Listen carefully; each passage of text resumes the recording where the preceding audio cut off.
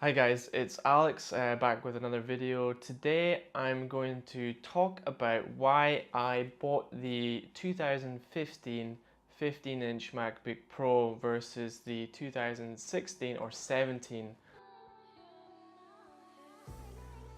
I actually put this on Twitter to ask people what should I buy, which model should I buy, and it came out very close. I decided to go with the 2015 model for 4 or 5 main reasons, and I'll quickly run through these with you. So let's get into it. This is what I've been using the last 5 years. I bought this in 2012. This is the 13-inch MacBook Air. This thing's a workhorse. It's served me really well, hence why I held on to it for 5 years. It's thin, it's light, it's got enough ports, to get by, and this is like the Porsche of laptops. This is a classic machine. I love this laptop. It's the 2015 15-inch MacBook Pro. So let's talk about why I bought this computer versus the newer models. First up, let's talk about the design. Obviously, it's not as thin as the new MacBook Pro models, but one of the advantages of having the thicker design is a bigger battery. So the battery in this machine is bigger than the new ones. Tests online, Geekbench and other scores have basically put this laptop ahead in terms of battery life, which is obviously really important. So the battery life was a key consideration, and this machine scores higher in that regard. Another reason I bought this machine is the keyboard. So this machine has the chiclet keys.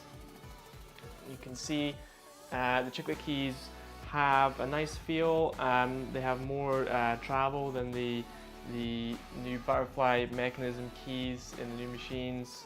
And many people have complained about those, especially 2016 model. They've said those keys are not the best to type on.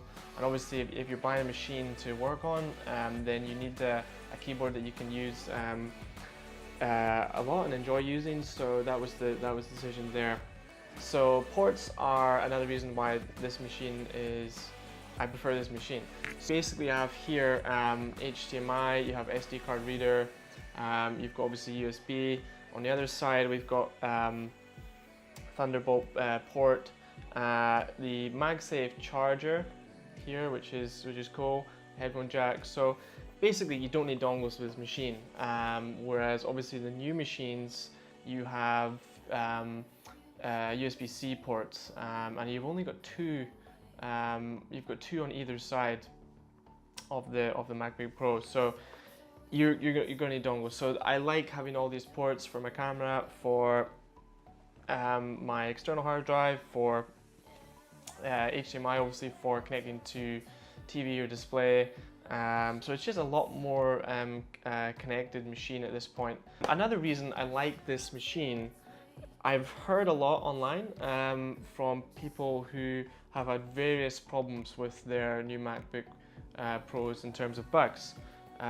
So for example, they've had problems with the OS, they've had problems with the touch bar, they've had lots of hardware issues as well. So it's not just software, it's also hardware. So when you buy a new machine, whether it be $1,500, $2,000, you expect it to work. You don't want to go back to the Apple store and have any kind of issues and get replacements and all that kind of stuff. So this machine is bug-free, it just works.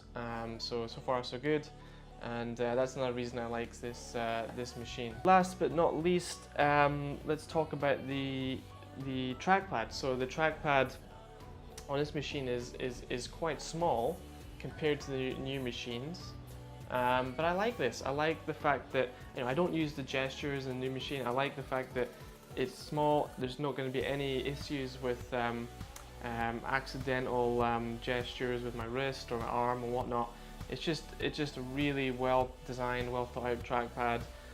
Obviously, it actually clicks as opposed to the new one, which is kind of taptic. And I like clicking. I like the fact that it clicks. So. Yeah, that was another reason why I like this machine versus the old one.